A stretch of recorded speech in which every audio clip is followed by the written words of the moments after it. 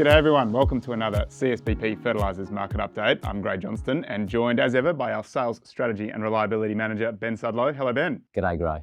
Thank you again for joining us. I thought we'd start today on nitrogen and particularly Flexigen, which there's strong demand for Flexigen for application in WA at the moment. But zooming out to global markets, it feels that markets are reasonably well balanced. The season has continued to rain so well in Western Australia, and the demand for Flexigen on immediate crop application and people emptying their tanks for immediate use has been about as strong as we've seen in the last couple of years, which is great. So that's emptying a lot of tanks, and of course we're now looking at bringing ships in for preparing to fill those tanks into next year. And the relative cost position now, we're selling probably slightly less than what the prices were last year. And I think when we did the pre-fill last year,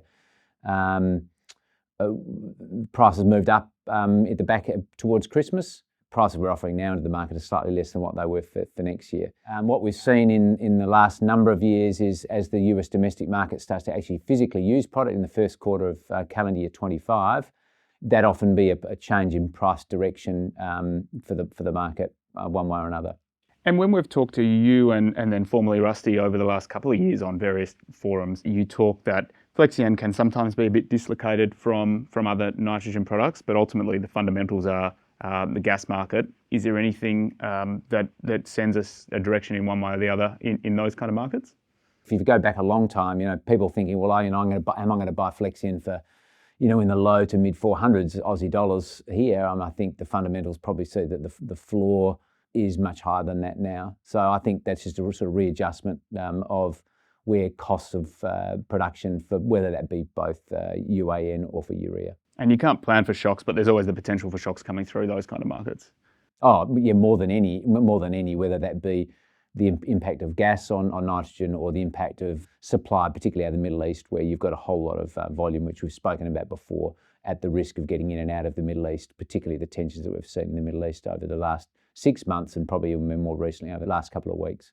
So that is nitrogen, and then moving to phosphates and ammonium phosphates, we're just starting to get into the time where those prices are really becoming relevant for CSBP as we start to think about our manufacture activity for next year. Definitely, Gray. So we're now bringing our first ships in for now production. So we're bringing in ammonium phosphates to start running our granulation plants to make our key products of Agras and MacroPro K-Till and the like.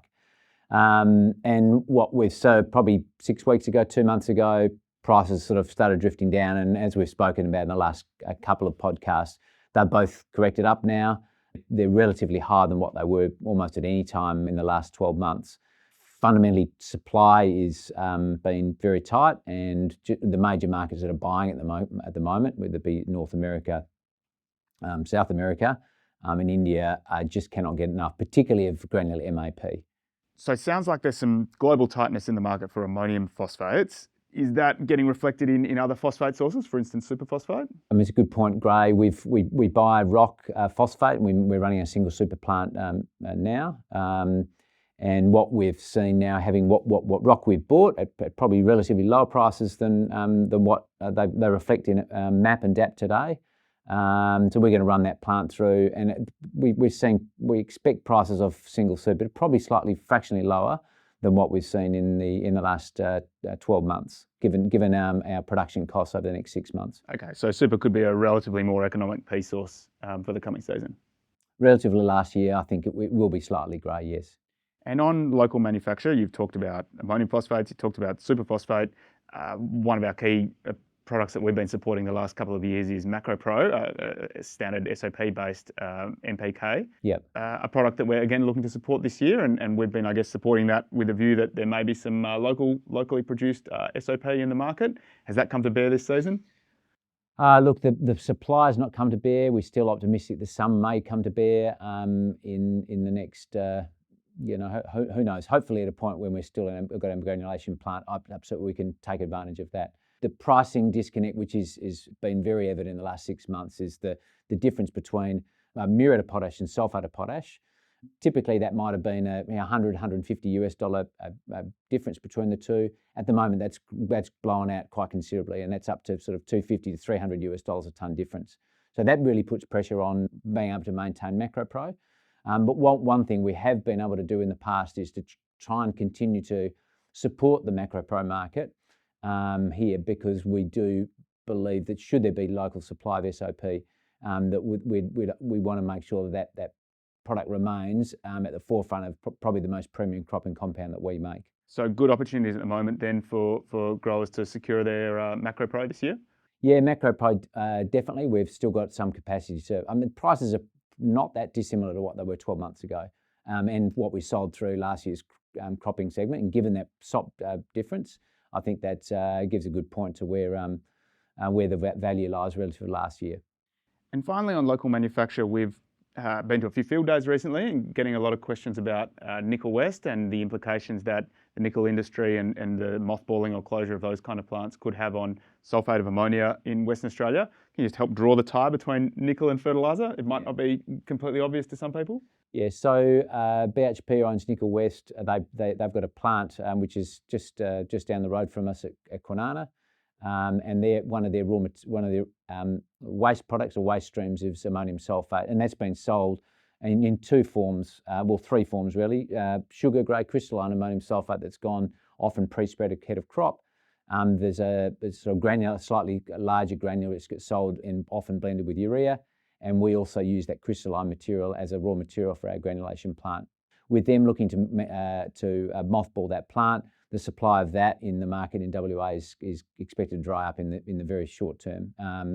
And what that means is that the implications of that in the short and medium term are still being worked through. But clearly, if you take out 150 or 200,000 tonnes of ammonium sulphate out of the local market, that does have potential implications on cost, but also have implications on the fundamental supply of both nitrogen and sulphur onto our crops in WA. You'd sense then, though, this is happening with enough time for the industry to react. There will be a product available to meet the nitrogen and sulphur requirements of the market. We may just see, I guess, a shift in the relative economics of different products. You know, things like superphosphate or imported Grana Nest could become more relevant. Absolutely great. I mean, you nailed it there perfectly. That's good. And the first time he's ever said that. On that bombshell then, we'll wrap it up for the week. Thanks so much, Ben, for joining us. Cheers, Gray. And thank you all out there in Fertiliser World. We'll see you all soon. Cheers. Bye-bye. This podcast is provided as general information only. The content of this podcast is not a recommendation and has been prepared without taking your objectives or circumstances into account. Before acting on the content of this, you should consider its appropriateness to your circumstances and seek independent advice.